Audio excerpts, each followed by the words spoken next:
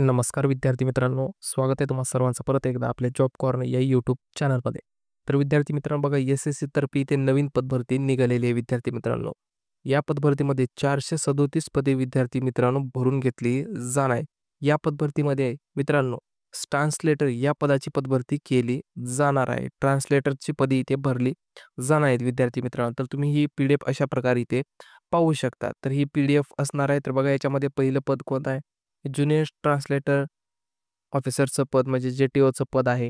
या पदासाठी पेमेंट बघा लेव्हल 6चं पेमेंट आहे ₹35,400 पासून ₹1,12,400 इतकं पेमेंट तुम्हाला इथे भेटणार आहे.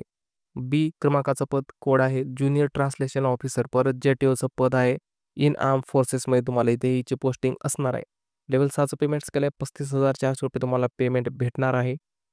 स्टार्टिंगपासून ते 1,12,400 इतकं पेमेंट तुम्हाला भेटणार आहे या पदासाठी.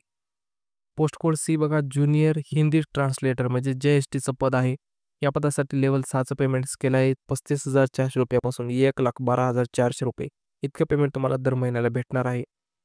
पोस्ट कोड डीमध्ये सीनियर हिंदी ट्रान्सलेटर एस-एच-टी पद आहे. लेव्हल 7चं पेमेंट स्केल याच्यासाठी 44,900 पासून ₹1,42,400 इतकं मानधन तुम्हाला बेसिक पे हे असणार आहे.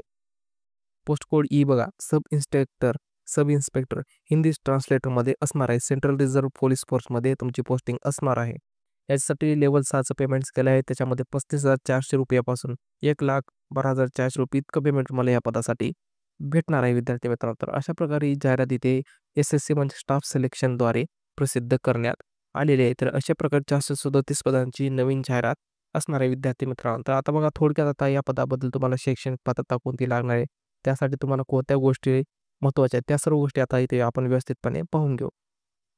तर बघा इथे 5 पदे आहेत. त्याच्यासाठी एकूण 437 अशी पदे भरून घेतली जात आहेत विद्यार्थी मित्रांनो. तर त्याच्यामध्ये बघा पद क्रमांक 1, 2, 3 आणि 5 चौथं पद नाही, याच्या फक्त 1, 2, 3 आणि 5 ही पदे जी असणार या पदासाठी तुम्हाला इंग्रजी विषयासह पदव्युत्तर पदवी किंवा समतुल्य हिंदी इंग्रजी अनुवाद, त्याच्यामध्ये डिप्लोमा प्रमाणपत्र किंवा 2 वर्षे अनुभव तुम्हाला असे एक्सपिरियन्स या पदासाठी लागणार आहे. आणि पद क्रमांक 4 साठी बघा इंग्रजी विषयासह हिंदी पदव्युत्तर पदवी किंवा समतुल्य त्याच्यासोबत असणार आहे.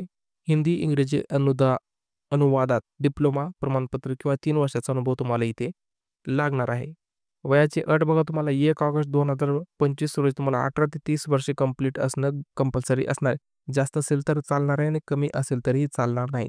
एस-सी-एस-टी विद्यार्थ्यांसाठी बघा 5 वर्षाचं एज रिलॅक्सेशन आहे आणि ओ-बी-सीसाठी 3 वर्षाचं एज रिलॅक्सेशन तुम्हाला इथे पाहण्यासाठी भेटणार आहे.